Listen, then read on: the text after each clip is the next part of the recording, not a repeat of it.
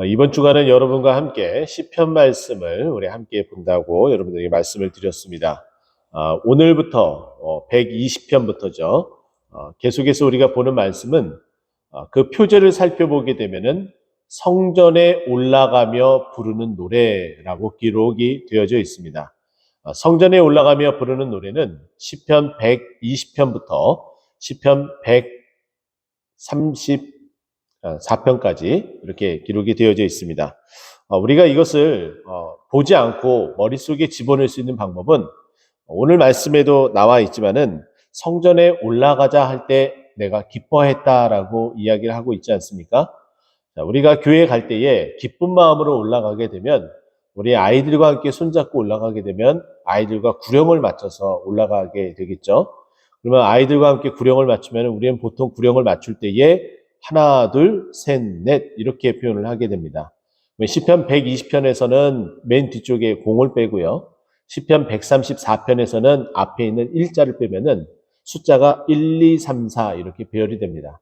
성전에 올라가면서 부를 노래, 기쁨의 노래, 어떻게 우리가 고백을 한다고요? 하나, 둘, 셋, 넷 이렇게 해서 여러분 머릿속에 시편, 성전에 올라가며 부르는 노래는 시편 120편부터 시편 134편까지 있구나라는 것을 이제는 성경을 이렇게 딱 열어서 보지 않아도 여러분 이제 머릿속에 딱 집어넣었으면 좋겠습니다.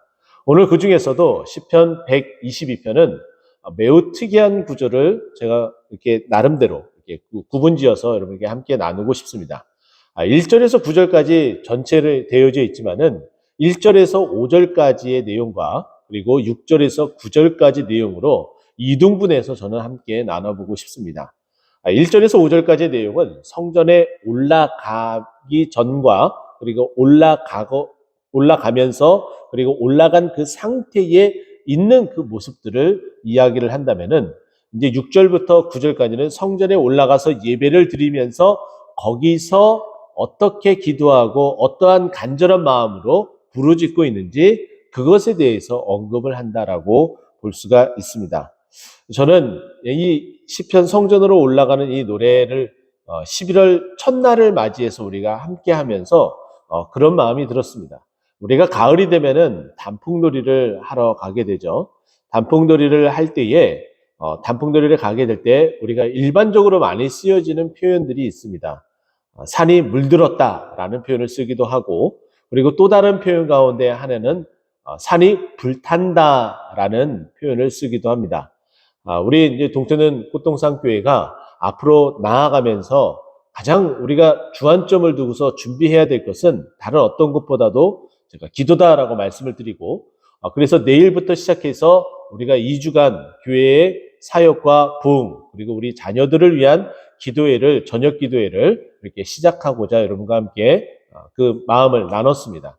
저는 그래서 이번 11월 이렇게 시작을 하며 오늘 이 말씀을 들으며 산이 불탄다 단풍놀이를 하게 되면 산이 불탄다라는 표현을 쓰는데 저는 이번 11월이 이렇게 기도회로 통해서 기도로 불타는 11월 그리고 뿐만 아니라 그 기도로 인해 하나님의 응답으로 열매로 가득한 11월 더 나아가서 그 열매가 있기 때문에 우리 안에 감사가 풍성해지는 추수감사절도 있죠. 그래서 감사가 풍성해지는 그런 11월이 되기를 간절히 축원드립니다. 오늘 우리 본문 말씀 보게 되면 성전에 올라가는 그 과정들을 우리에게 잠깐 설명을 해주고 있는데 저는 1절부터 5절까지를 시간 순서상으로 한번 배열해 봤습니다. 여러분은 어떠한 마음을 가지고 있는지 모르겠지만 저는 첫 번째 성전에 올라가기 직전에 무슨 말을 들었는지 그 첫 번째 구절은 저는 1절로 꼽아봤습니다. 1절 보십시오. 사람이 내게 말하기를 여호와의 집에 올라가자 할 때에 내가 기뻐하였도다. 지금 시편 기자는 이 다윗은 하나님의 그 성전에 올라가지 않은 상태예요. 그런데 누군가가 찾아와서 하나님의 성전에 같이 올라가자라고 이야기를 했습니다. 그 말을 들으니까 얼마나 기뻤는지 지금 시편 기자는 정확하게 다윗은 내가 기뻐하였도다. 지금 너무 기쁜 거예요. 너무 감사한 거예요. 교회 가자는 말이 정말 이렇게 꿀송이처럼 달게 들려질 줄이야 어떻게 알았겠습니까?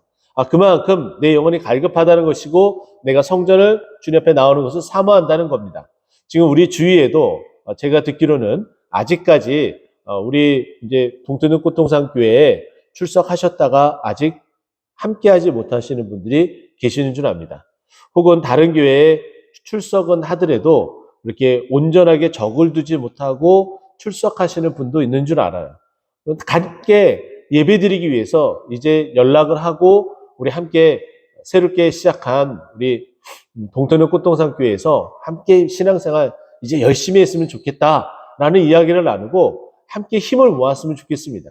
우리가 그렇게 전달하는, 그렇게 이야기 나누는 그 모든 내용들로 인해서 그분들의 마음이 1절과 같은 마음으로 다시 되돌아와서 하나님의 성전에 나와 기쁨으로, 감사함으로 외쳐지는 그런 일들이 있기를 간절히 소망합니다. 저는 두 번째, 이 순서대로 본다면 저는 이게 두 번째일 가능성이 매우 높다고 보는데요. 5절 말씀인데 거기에 심판의 보좌를 두셨으니 곧 다윗의 집의 보좌로다. 내가 왜 성전에 올라가자 할 때 왜 기뻤느냐? 거기에는 특별함이 있기 때문이다. 왜? 거기에는 지금 올라가지 않은 상태이기 때문에 거기에라는 표현을 쓰고 있다라고 저는 파악을 했고요. 보면은 심판의 보좌, 하나님께서 운행하시고 그리고 통치하시고 그리고 이끄신 바 되는 곳이 하나님의 성전이기 때문에 거기에는 심판의 보좌가 있고 다윗의 집에 보좌가 있다. 하나님이 다스리셔서 우리가 평안케 될 수 있다라는 그 마음을 나누는 것이, 그래서 내가 성전에 올라가자 할 때 기뻤다라고 볼 수가 있는 거예요. 내가 그 말을 듣고 보니까 내가 알고 있는 예루살렘 이 성전은 하나님을 예배하는 곳은 바로 거기는 하나님의 심판의 보좌가 있고 다윗의 보좌가 있기 때문에 하나님의 다스리심과 통치하심과 함께하심이 있기 때문에 내가 기뻐했다. 그래서 1절과 그리고 5절이 두 번째라고 저는 이렇게 잡아봤습니다. 그러면 세 번째는 어떠한 표현이 이 순서상 가운데 있느냐? 4절 말씀인데요. 4절 말씀들 보면은 지파들 곧 여호와의 지파들이 여호와의 이름에 감사하려고 이스라엘의 전례대로 그리로 올라가는도다. 이스라엘의 모든 백성들은 하나님 앞에 무조건 3번 하나님 앞에 만나뵈러 올라가야 됩니다. 근데 그렇게 하나님의 율례대로, 하나님의 그 말씀대로 올라가는 일들이 늘 끊임없이 있었어요.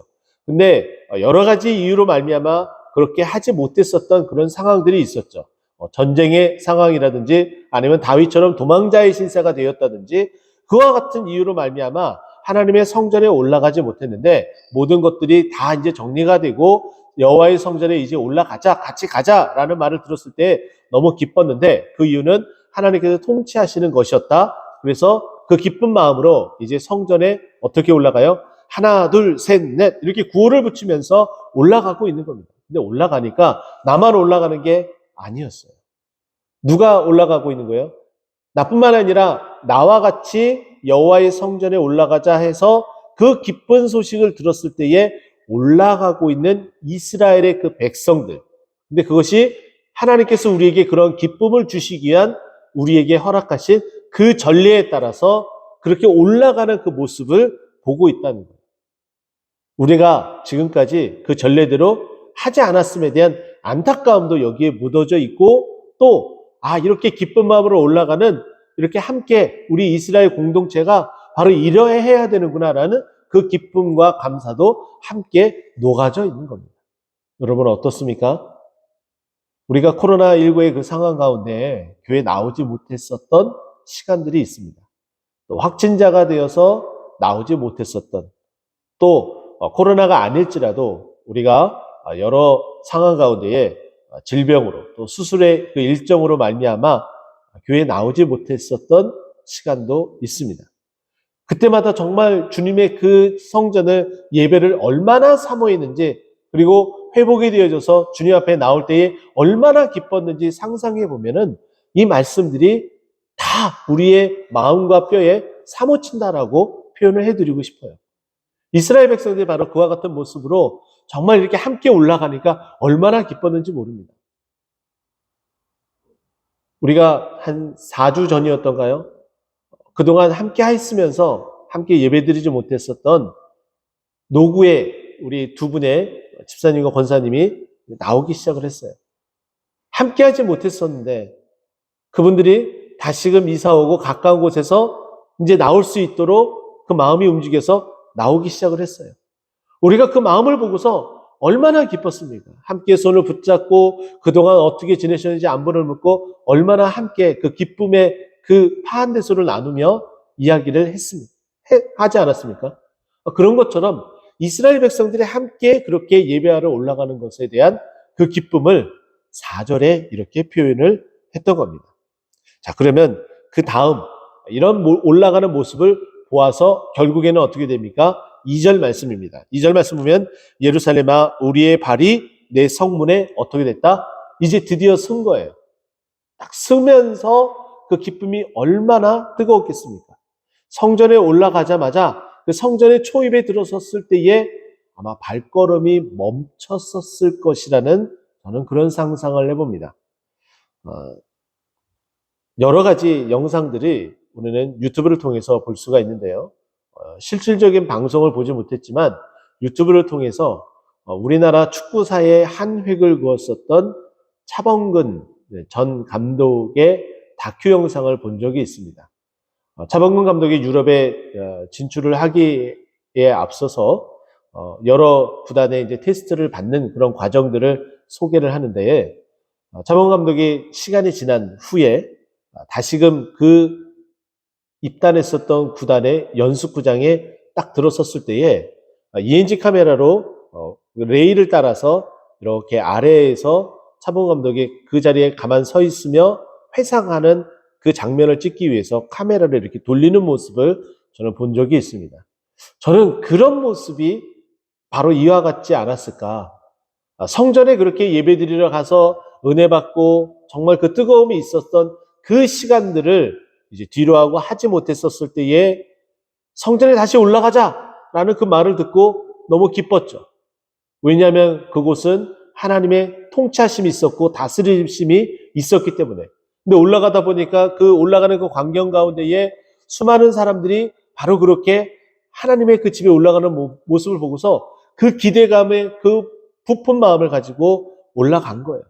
올라가자마자 그 문에 딱 들어서자마자 전율이 오르면서 발걸음이 멈춰지고 하나님께 주셨던 그 은혜, 발걸음이 들어서자마자 벌써 은혜가 임하기 시작을 한 거예요. 그래서 오늘 본문 말씀 보니까 예루살렘아 우리의 발이 성문에 섰도다. 이것은 큰 감동과 그 감격이 있음을 우리에게 말해줍니다. 자, 그러면 이 감동은 어떤 감동으로 계속해서 이어지느냐? 들어와서 보니까는 정말 이렇게 안 보였던 그런 것들이 보이기 시작하는구나 라는 마음으로 3절을 우리는 함께 봤으면 좋겠습니다. 3절 보십시오. 예루살렘아 너는 잘 짜여진 성읍과 같이 건설되었다. 성전이 바로 이러했구나. 내가 이전에는 그냥 지나치면서 바라보지 못했었던 그런 것들이 보였구나. 이제는 우리 눈에도 그렇게 보여지는 일들이 있어야 돼요. 어떻게 이 성전이, 주님의 이 존전이 정말 이렇게 아름답고 내가 있어야 될 자리, 그리고 우리 성도님들이 있어야 될 자리가 정말 이렇게 아름다운 자리구나. 정말 이렇게 잘 짜여져 있구나. 잘 하모니가 이루어져 있구나. 그런 감동과 은혜를 받는 여러분 되시길 간절히 축원드립니다. 자, 그러면 6절부터 9절까지 말씀을 간략하게 이야기를 나누면은 이렇습니다. 기도하는 내용인데요. 이 기도하는 내용들을 보게 되면 6절과 그리고 7절 그리고 8절 말씀 보면은 동일하게 계속해서 언급되는 단어가 있습니다. 그것은 평안이에요. 우리가 교회에 와서 항상 기도하는 것은 우리의 마음과 우리의 가정 또 이 교회가 평안하기를 기도해야 된다는 거죠. 또 뿐만 아니라 6절과 7절 말씀 보면은 무슨 말이 나오냐면은 형통이라는 단어입니다. 형통이라는 모든 것이 다 하나님의 인도하심 가운데에 다 잘 풀려간다는 거예요.